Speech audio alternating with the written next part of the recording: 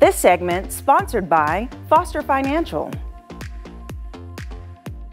Well, as you know, today is Wealth Wednesday, and we are so excited to speak with Caleb Doane to see what financial advice he has for us today. Hi, Caleb. Hi. Welcome. Thanks very much. Yes. Okay, so we're going to dive straight in because today we're going to talk about CDs and annuities and all the interest rates that's involved because we love a good interest and a return on that investment.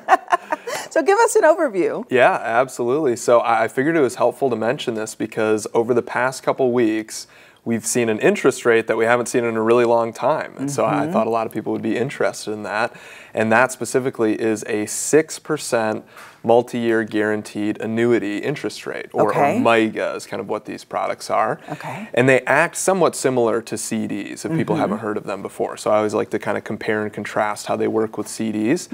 But 6% is something that we haven't seen in a really long time, and so it's kind of eye-catching when you first see it, and you kind of wonder, hey, is that a real thing? Yeah, I was going to say, is that too good to be true? Like 6%. I mean, it's been a while since CDs have really had a lot to offer, I feel, especially because they have to be locked in for a minimum of 3 months, I believe. You can have like a 90-day, 3 months, CDs, something like that. Yeah, you can typically get them in a lot of different maturities. Usually banks will only offer them in certain increments. And that's kind of one of the advantages of some of these MYGAs, or multi-year guaranteed annuities, is that you can get a far wider range of maturities than you can with CDs often. But yeah, you're exactly right. If people's kind of alarm is going off, like, hey, that doesn't sound correct, it probably should go off because we haven't seen these in a really long time.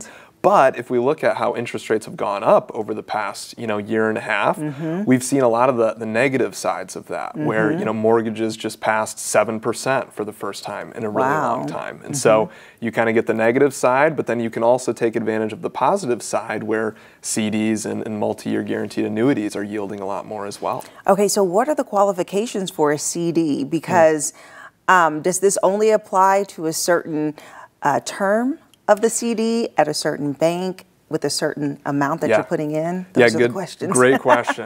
Right now, CDs, for like a 1-year CD, let's say, a lot of banks are offering between 4.5% and maybe 5% on those. And those are usually for a 1 year.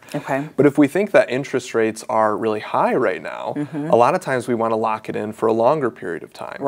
And that's where those MYGAs, or multi-year guaranteed annuities, come into play. One of the advantages that they have over CDs is that you can lock in that interest rate for a much longer period of time. And so specifically that 6% MYGA is over 10 years. And so you're able to get 6% every single year for a full 10 years.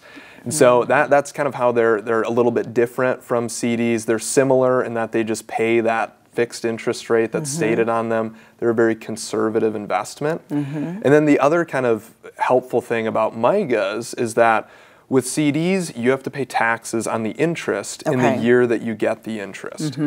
With MYGAs, on the other hand, they kind of stay in this annuity wrapper, I guess, if you will, over the course of the 10 years that you have it, let's say.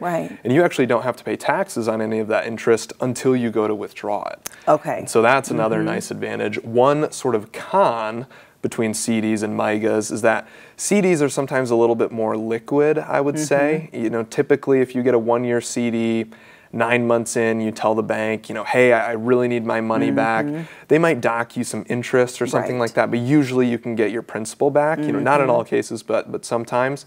With the MYGAs, on the other hand, they have a surrender period. And so if you say, hey, I'm locking this in for 6% for 10 years, there's a surrender period of 10 years. And if you were to turn around in year 1 and say, hey, I want all my money back, they would actually charge you a surrender charge on that. So it makes you more committed and kind of holds you accountable for keeping that money locked in to actually gain the benefits of the accrued interest.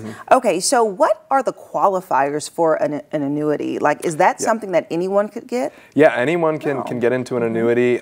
If you are below the age of 59 and a half, you have to be a little bit careful because you can't pull money out of the annuity without getting a little bit of a penalty if you're under the age of 59 and a half. And so we have to be careful with that. But a lot of people have come to us maybe saying, hey, saw my 401k drop and I got really worried. Maybe I sold when it had lost some money. How can I get some of that back? Right. And maybe they're really conservative investors. And so using something like this, you know, if you put $100,000 in a 6% MYGA for 10 years, at the end of the 10 years, it's now $179,000.